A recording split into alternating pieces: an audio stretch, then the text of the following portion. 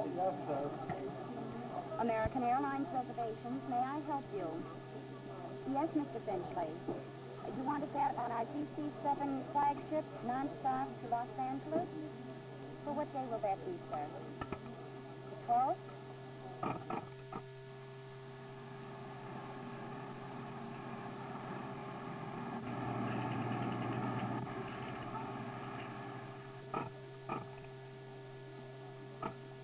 Yes, Mr. Finchley, your reservations are definitely confirmed. That'll be on the DC-7 flagship to Los Angeles, non-stop. That's the Mercury.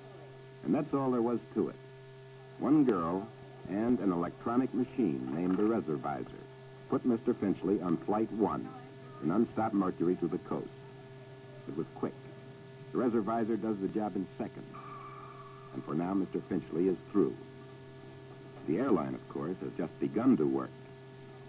While Mr. Finchley's card is being digested by a battery of business machines, a platoon of mechanics and cleaners are working on the DC-7, which will fly Trip 1, following the step-by-step, day-to-day inspection and maintenance routine, which keeps each flagship just a little bit newer and better and fresher than when it left the manufacturing plant. Over in the flight kitchen, the food is being prepared for Flight 1 and the other American flights out of Idlewild for the day. All over the system, American Airlines serves more than 8,700 meals a day in flight, close to 3 million here.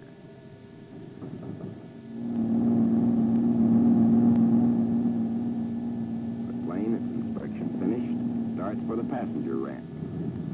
Today in New York, it's raincoat weather, one of those off-again, on-again rainy days. Flight 1, it probably means a radar departure. And while the last-minute groundwork is underway, upstairs in flight dispatch, the crew checks in. Among the subjects under discussion, the weather. Hi, Bob. How you doing? Fine. How are you, Jack? We're good. Who's going out with us today? Harry Clark. He ought to be due in, shouldn't he? There he is. Good. Greetings. Hi, Bob. We're going out with you on one today. Good deal. Have you checked the weather yet? Yeah, it looks pretty good. Let's go take a spot check on it.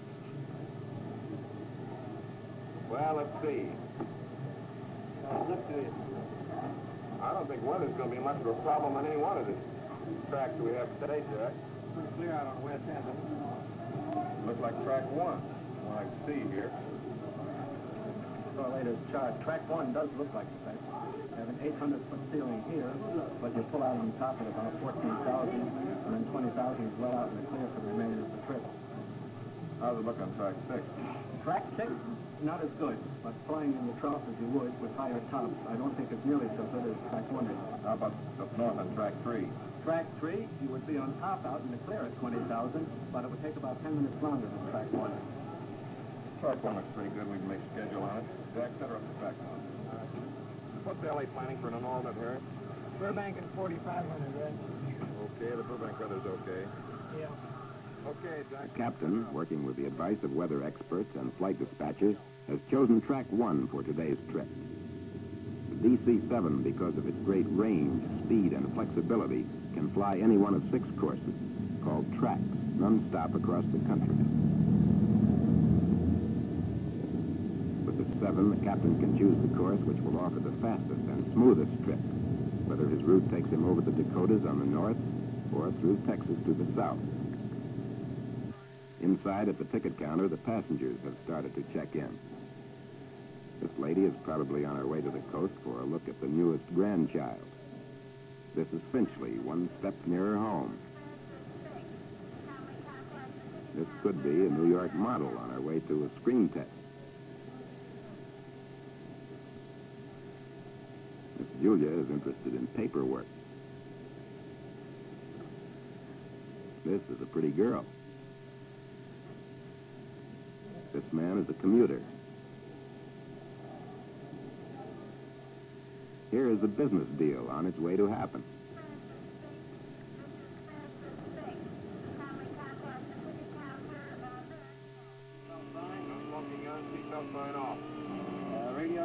The preliminaries are over. The flight crew starts through the checklist. 63 items which must be cleared before an engine turns over. And while the ramp crews deal with the plane itself, inside in operations, agents are computing the load, checking clearances, all aimed at moving 120,000 pounds of passengers, crew, mail, express, freight, and fuel 2,500 miles in a little more than 8 hours. Take off and climb. Ignition. Off. Emergency cabin altitude control. Normal. Supercharger disconnect control. Gauge. Fire warning. All checked. Control panel. System 1 and 2 and off. Work leader line heat. Off. No heat. Off. Fuel plunging distribution. Check 5512. Landing light. Off and The sign makes it official. Opening 1 and 2. American Airlines, Flight 1, the Mercury. 1 p.m. flagship, leaving non-stop for Los Angeles. Now ready at gate number 2. All aboard, please. Okay, we'll have to wait for the load, Chief, that's all. B1 or B2?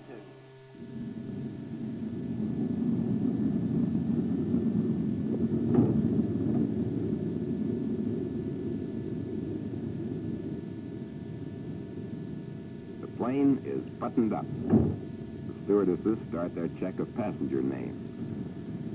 And the ramp agent comes out to start engine. His first signal means brakes on. His second means start engine number 3. Okay, setup number 3. Set up on 3. Clear on 3. Go ahead and start 3. 2, 4, 6. Switch. Switch.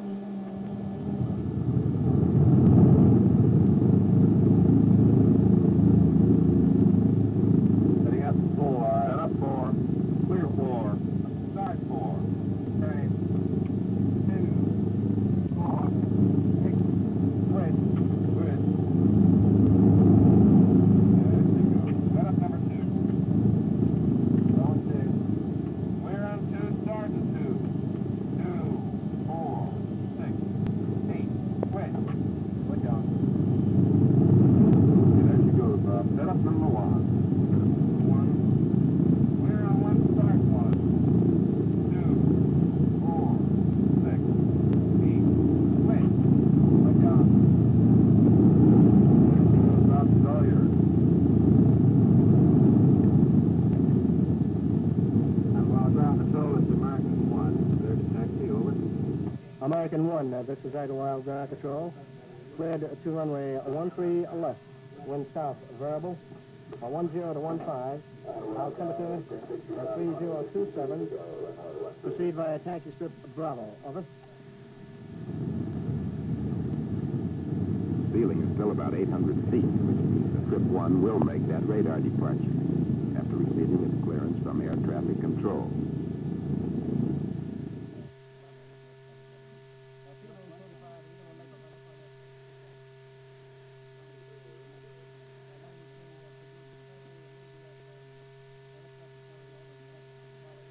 American 1, ATC clearance. Over.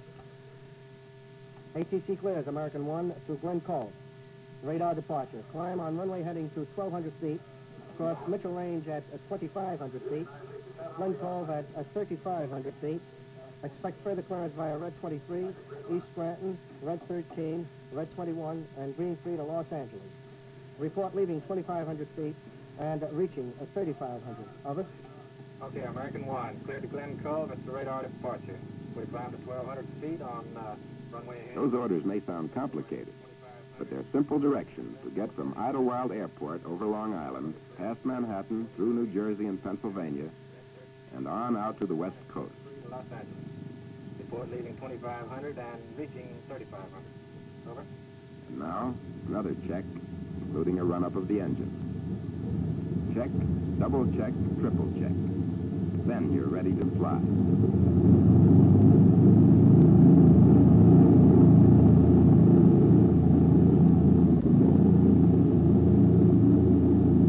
American 1. Cleared for takeoff on runway 13 left. Contact departure control. 120.3 as soon as practical after takeoff. Over.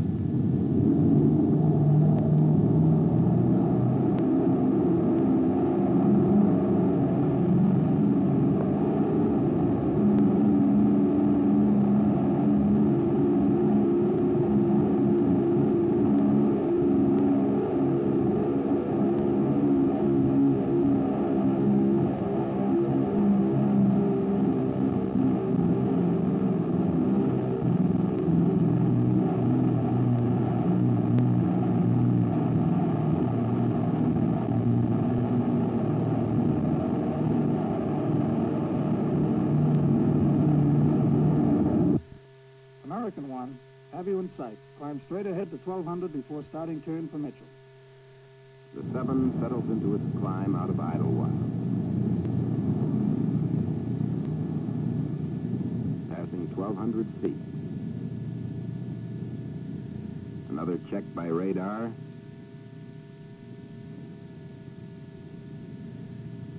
Past 2,000 feet.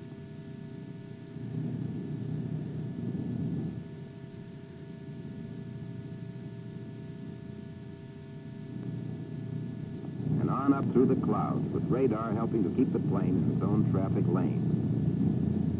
Then, at 14,000 feet, the sun comes out.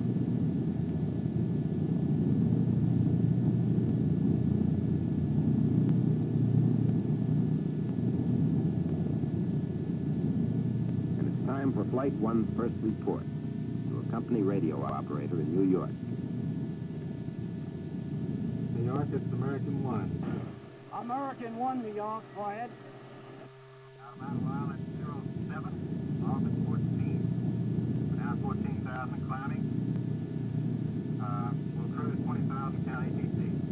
Go ahead. American 1, New York, we have you out of Idlewild at 07, off at 14. You're at 14,000, climbing to cruise at 20,000. I'll count ATC. New York. This report is being written on a teletypewriter, tied into a system known as the 81D1, a fabulous device which controls American Airlines ground communications setup.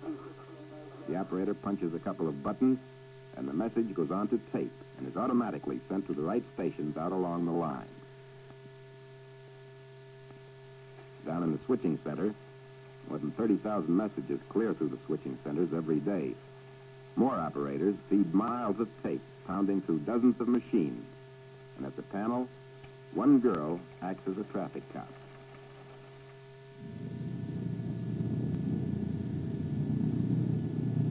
This flight is just one of the Mercury, just one of the non-stops American flies each day across the country.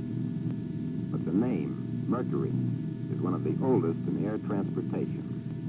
Mercury flights have represented the finest in air transport since 1936.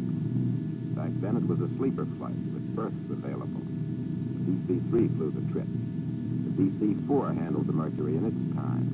Then the DC-6. And today, the newest and fastest of them all, the DC-7, represents the Mercury standard. The 7 has made the berth obsolete as far as transcontinental travel goes. Take off, read a little, or talk, or play cards, eat a fine meal, watch an entire nation pass beneath, and you're there.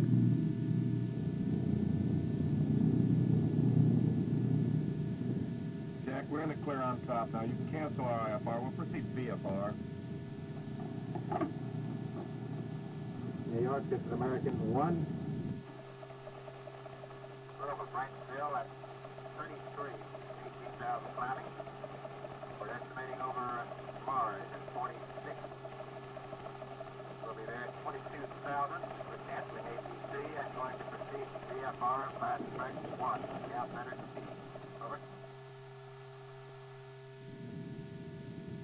That report was fairly simple. The first officer canceled the flight's air traffic control clearance, the ATC, because flying conditions are fine. They're VFR, which means visual flight rules can be followed rather than the exact pinpointed directions of the clearance. Even when flying VFR, though, the plane's course must be set up so that the crew checks with the ground and the ground checks with the crew at carefully timed intervals. Passing the mic, will you, Jack? Good afternoon, ladies and gentlemen. Welcome aboard American Airlines. On this flight, like any other, there are two kinds of points of interest. One for the passengers, something like the Grand Canyon, and the other for the crew, their checkpoints.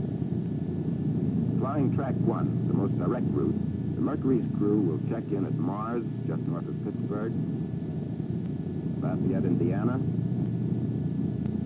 Kirksville, Missouri, Concordia, Kansas, Pueblo, Colorado, Black Mesa, Arizona, Lake Mojave, Nevada, and Daggett in California. On this particular flight, with the 7 cruising at 365 miles an hour, it's possible to have a late breakfast in New York and dinner in Los Angeles, plus a good luncheon somewhere between Ohio and Kansas. 65 luncheons today, served from the world's most efficient buffet.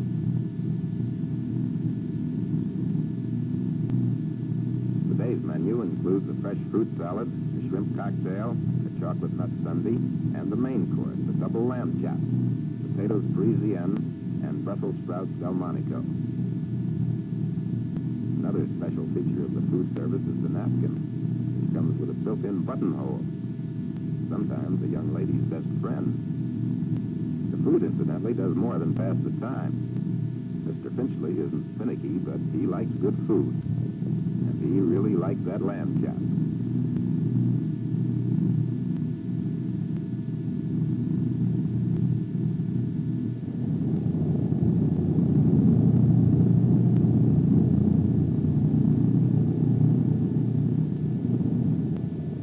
Trip 1's next checkpoint is Lafayette, Indiana. And, of course, the first job of the crew is to fly there. These days, that's made easier because of the Lafayette Omni-Range Station, one of several hundred maintained throughout the U.S. for aerial navigation. The first officer tunes his radio to the frequency of the Lafayette station, and a needle, the one lining up in the bottom of the picture, shows him exactly where it is. This is the Lafayette Omni, a slightly weird-looking device, sitting out in the middle of a field. All it does all day, every day, is send out a radio impulse on its own private wavelength, telling anyone interested just exactly where it is.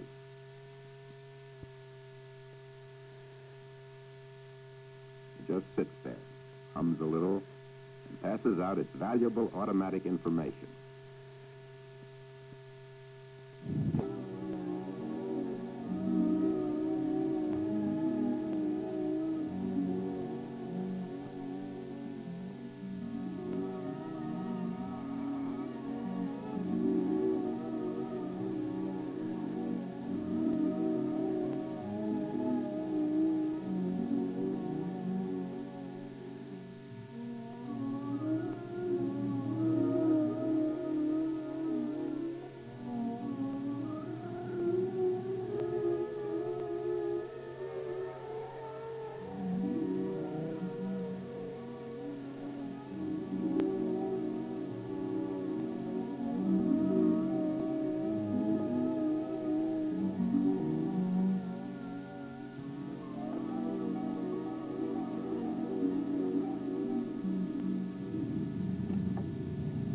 Los Angeles, this is American 1 over Daggett at 30, 18,000.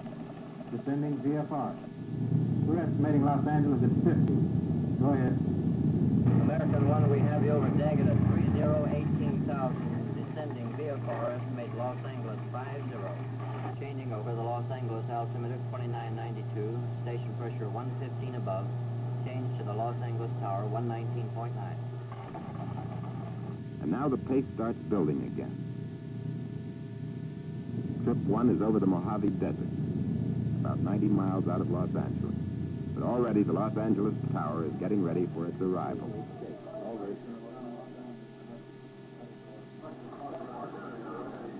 Approach control, this is American 1. Over Summit, 40 at 15,000. Estimating the field at 49. Go ahead.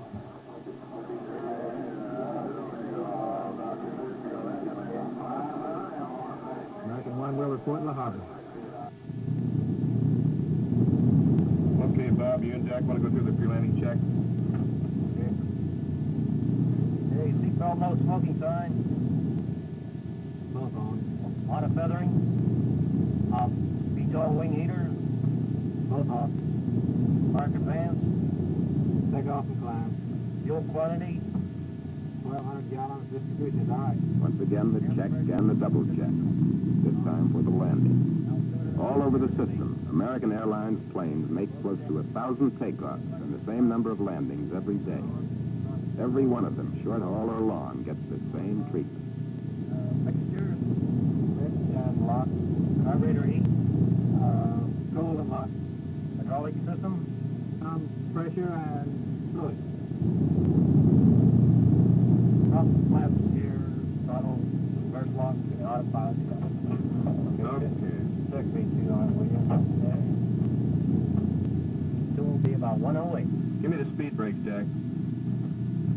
brake. Now.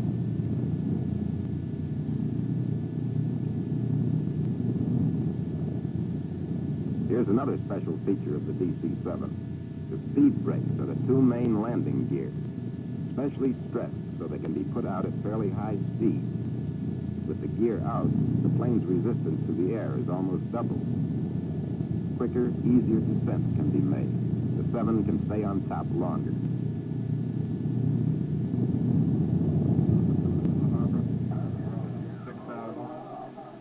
Los Angeles Tower, American Flight 1, approaching La Habra, you're at 6,000. La Habra is close in. Flight 1 is ready to land. Down gear.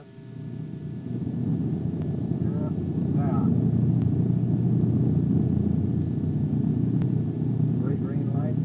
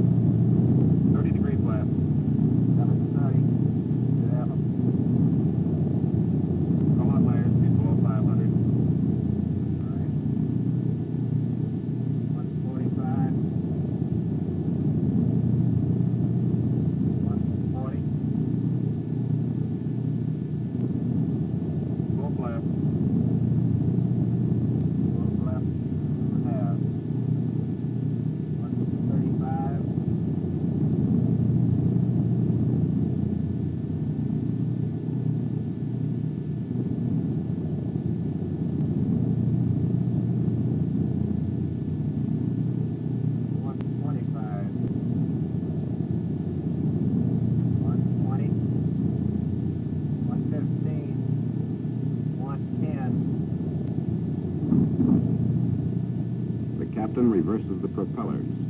The reversed propellers act as air brakes.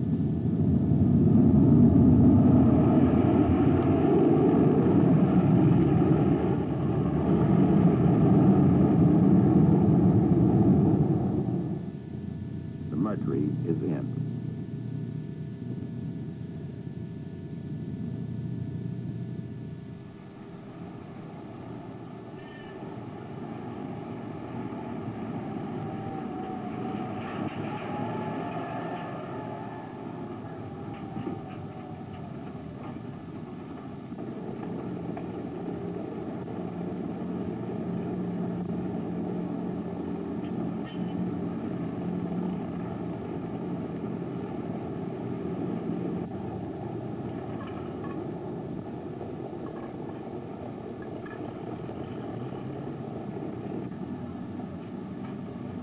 Figure out how much I owe you? Exactly $232. Okay.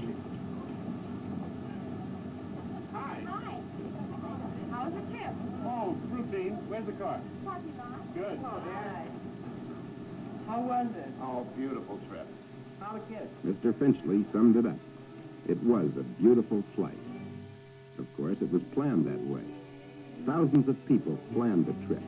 Hundreds worked to make it a success. One plane, the DC-7, made it possible. American has invested more than $50 million in 25 DC-7s for the non-stops and for the key flights which serve other cities along American's route. It's a lot of money. It's a lot of airplanes. It's a big reason why.